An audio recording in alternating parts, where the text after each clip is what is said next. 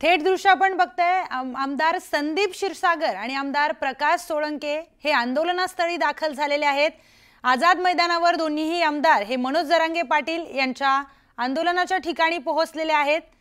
मनोज जरांगे पाटील यांचा आमरण उपोषण सकाळी 10 वाजल्यापासून सुरू झालेला आहे आणि त्यांच्या समर्थनार्थ दोन्हीही आमदार माजलगावचे आमदार आहेत प्रकाश सोळंके आणि संदीप क्षीरसागर हे दोन्हीही आमदार मनोज जरांगे पाटील यांची साथ देण्यासाठी आझाद मैदानावर पोहोचलेले आहेत। त्यांच्या मंचावर ते उपस्थित आहेत।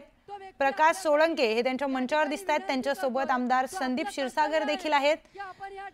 तर दोन्ही आमदार मनोज जरांगे पाटील यांना समर्थन देण्यासाठी तिथे पोहोचलेले आहेत। त्याची ही थेट दृश्य आपण बघतोय।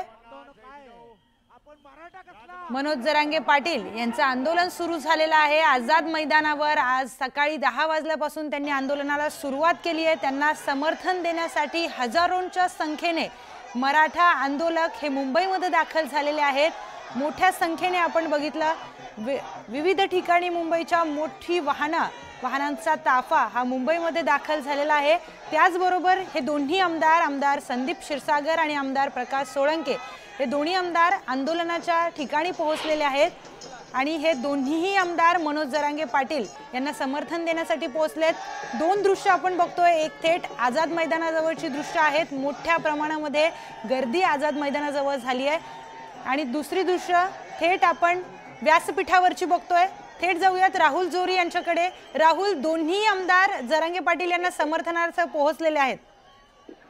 प्रियंका, एकंदरीत बघितलं तर आंदोलनाचा आज पहिलाच दिवस आहे। एक दिवसीय आंदोलनाची जरी परवानगी मिळाली असली तरी आजच अनेक राजकीय नेते आणि आमदार या ठिकाणी जरांगे यांच्या भेटीला येत आहेत। संदीप क्षीरसागर जे की बीडचे आमदार आहेत आणि अगदी सुरुवातीपासूनच त्यांनी या आंदोलनामध्ये सामील झाले होते। आता मनोज जरांगे यांच्या ते भेटीला पोहोचलेले आहेत। शरद पवार गटाचे दोन्ही आमदार आता या ठिकाणी पोहोचलेत।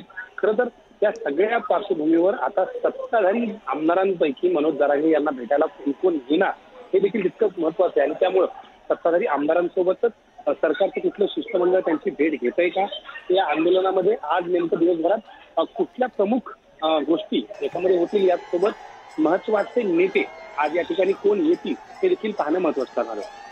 निश्चितच राहुल, दोन्ही आमदार दृश्यांमध्ये दिसतात की मनोज जरांगे पाटील यांच्या समर्थनार्थ व्यासपीठावर आलेले आहेत। राहुल, आणखी काही राजकीय नेते समर्थनासाठी येण्याची काही माहिती मिळते का?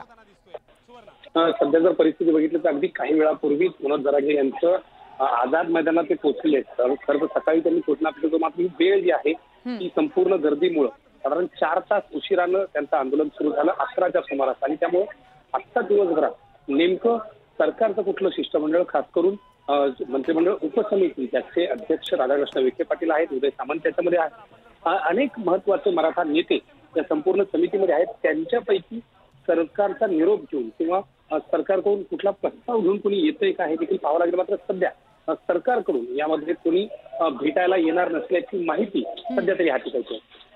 म्हणजे एकंदरीत सरकार वारंवार सांगताय की आम्ही आरक्षणासाठी सकारात्मक आहोत, आंदोलन करणं हा त्यांचा अधिकार आहे, पण आंदोलनाच्या स्थळी अजून सरकारकडून कोणी येण्याची माहिती नाहीये अजून तरी। पण विरोधी पक्षाकडून हे दोन्ही आमदार तिथे आलेले आहेत। मनोज जरांगे पाटील यांना समर्थन करण्यासाठी, त्यांची साथ देण्यासाठी आमदार संदीप क्षीरसागर आणि आमदार प्रकाश सोळंके हे दोन्ही आमदार व्यासपीठावरती दृश्य आपण बघतोय। मनोज जरांगे पाटील यांना साथ देण्यासाठी ते देखील मुंबईच्या आझाद मैदानावर पोहोचलेले आहेत।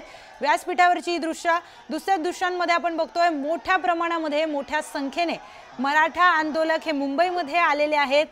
जरांगे पाटील यांना साथ देण्यासाठी, मराठा आरक्षणासाठी हे आंदोलन सुरू आहे, आमरण उपोषण सुरू केलेलं आहे। सकाळी 10 वाजल्यापासून मनोज जरांगे पाटील हे उपोषणाला बसलेले आहेत आणि त्यानंतर मोठ्या संख्येने मराठा आंदोलक हे गर्दी करतात। काही दृश्यांमध्ये बघतोय आझाद मैदानच्या बाहेरची दृश्य आहेत, काही आंदोलक तिथे आंघोळ करताना दिसत आहेत। अशा प्रकारे आंदोलन सुरू झालेलं आहे। मराठ्यांच्या आरक्षणाची मागणी पूर्ण करताना ओबीसीवरही अन्याय होऊ नये याची काळजी सरकारला घ्यावी लागणार आहे, असं मोठं विधान महसूल मंत्री चंद्रशेखर बावनकुळे यांनी केलेलं आहे। तसंच आरक्षणाच्या या मुद्द्यावर काँग्रेस का गप्प आहे असा सवालही त्यांनी उपस्थित